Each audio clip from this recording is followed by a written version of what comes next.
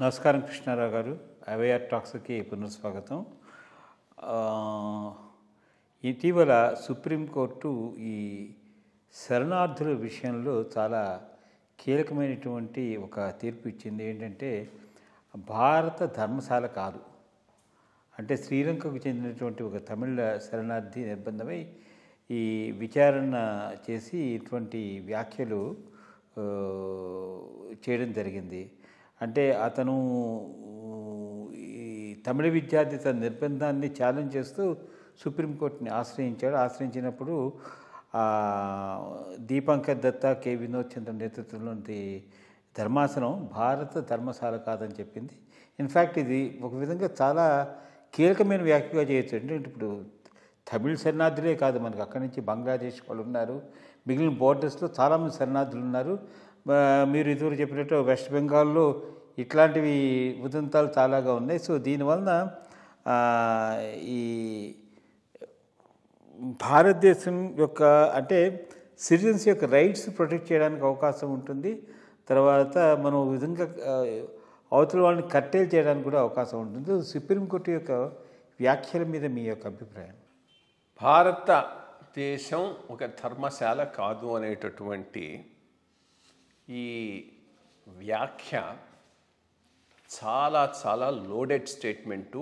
ఇన్నాళ్ళకైనా supreme court ఈ అంశాన్ని గుర్తించి సరైన నిర్ణయం తీసుకోవటం అనేటటువంటిది చాలా మనం ఆహ్వానించాల్సినటువంటి విషయం. మొట్టమొదటిది, ప్రతి దేశానికి ఒక డెమోగ్రఫిక్ ప్రొఫైల్ ఉంటుంది.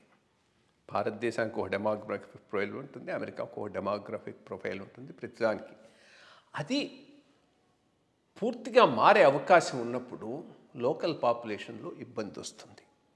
ఈనాడు భారతదేశంలో జరుగుతున్నటువంటి పరిస్థితి అది. ఇల్లీగల్ ఇమిగ్రేషన్ లార్జ్ స్కేల్లో, ఎస్పెషలీ బంగ్లాదేశ్లో నుంచి భారతదేశానికి రావటంతో ఈ సరిహద్దు రాష్ట్రాలు అనేటటువంటిది, అక్కడ ఉన్న డెమోగ్రాఫిక్ ప్రొఫైలే పూర్తిగా మారిపోయింది.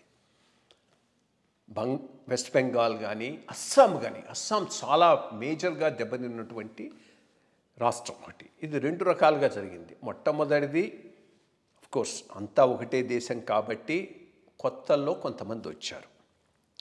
ఆ పైన ఎస్పెషలీ అస్సాంలో కాంగ్రెస్ గవర్నమెంటు, వెస్ట్ బెంగాల్లో సిపిఎం గవర్నమెంటు, ఈ ఇద్దరు ఓట్ బ్యాంకులను పెంచుకోవాలనేటటువంటి ఉద్దేశంతో ఇష్టం వచ్చినట్టుగా ఈ ఇమిగ్రేషన్ను వాళ్ళే ప్రోత్సహించారు. అటు కాంగ్రెస్ ఏమో అస్సాంలోనూ, ఇటు వెస్ట్ బెంగాల్లో ఏమో సిపిఎం. దానితో పెద్ద ఎత్తున బంగ్లాదేశ్ నుంచి ఇల్లీగల్ ఇమిగ్రెంట్స్ వచ్చారు. కొన్ని జిల్లాలతో అయితే ఈరోజు ఎస్పెషలీ వెస్ట్ బెంగాల్లో ముస్లిం మెజారిటీ డిస్ట్రిక్ట్స్ అయిపోయినాయి. అంత లెవెల్లో ఇమిగ్రేషన్ వచ్చింది. సో ఇది ఒక మేజర్ ఇష్యూ కింద బీజేపీ టేకప్ చేసింది మాత్రం వాస్తవం. కానీ టేకప్ చేసింది కానీ యాక్షన్ లేదు.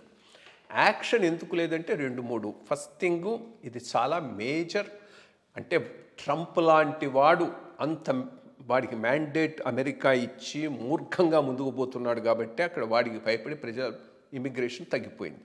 బట్ ఆ స్టేజ్లో చేసేటటువంటి మ్యాండేట్ వీళ్ళకి ఒకతడు వచ్చింది కానీ ఉపయోగించుకోలేదు. 2019లో వచ్చింది వీళ్ళకి మ్యాండేట్, కానీ ఉపయోగించుకోలేకపోయినా.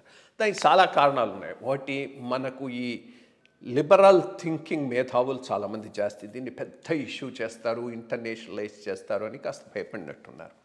బట్ ఏదో ఒక రోజు ఇటువంటి అంశాల మీద ప్రభుత్వం ఒక స్ట్రాంగ్ వ్యూ తీసుకొని ముందుకు పోవాల్సినటువంటి ఉంది. అటువంటి ముందుకు పోయేటప్పుడు అడ్డుకట్ట ఎక్కడి నుంచైనా రావాలంటే ఇద్దరి నుంచి వస్తుంది. ఒకటి ఈ మీడియా, రెండోది ఈ left liberal intellectuals who keep on doing this thing. ఈ ఇద్దరు కాకుండా ఉంటే సుప్రీంకోర్టు నుంచి కూడా కొంత దీనికి వ్యతిరేకత వచ్చేటటువంటి అవకాశం ఉంది. అటువంటి సుప్రీంకోర్టే దీని మీద ఒక బ్రాడ్ వ్యూ తీసుకొని భారతదేశం ఒక ధర్మశాల కాదు అని అన్నదంటే చాలా ఇంపార్టెంట్ స్టేట్మెంట్. ఈ ఇంపార్టెంట్ స్టేట్మెంట్ యొక్క ఇంప్లికేషన్ ఏంటంటే ఫ్యూచర్లో ఎవరైనా ఇల్లీగల్ ఇమిగ్రెంట్స్ను గనక ప్రభుత్వం ఐడెంటిఫై చేసి బయటికి పంపించింది అంటే అప్పుడు కోర్టులో వాళ్లకు రిలీఫ్ దొరక్కపోవచ్చు. అది గుడ్ థింగ్. సో ఇప్పుడు గవర్నమెంట్ పెద్ద ఎత్తున దీన్ని ఒక యాక్టివిటీ కింద టేకప్ చేసి ఈ ఇల్లీగల్ ఇమిగ్రెంట్స్ అందరినీ ఏరిపారేసి వాళ్ళ డిపోర్టేషన్కు ఒక యాక్షన్ ప్లాన్ తయారు చేసుకోవాల్సిన అవసరం అయితే అంతేనా ఉన్నది. చూడాలి మరి దానివల్ల యాక్చువల్లీ కంట్రీకి ఎకానమీకి బాగుంటుంది, ఒక నిర్దిష్టమైన ప్రణాళిక పోతుంది. రెండోది demographic profile of the country దెబ్బతినకూడదు. అది చాలా చాలా ఇంపార్టెంట్. మంచి విషయాలు చెప్పారండి. Thank you.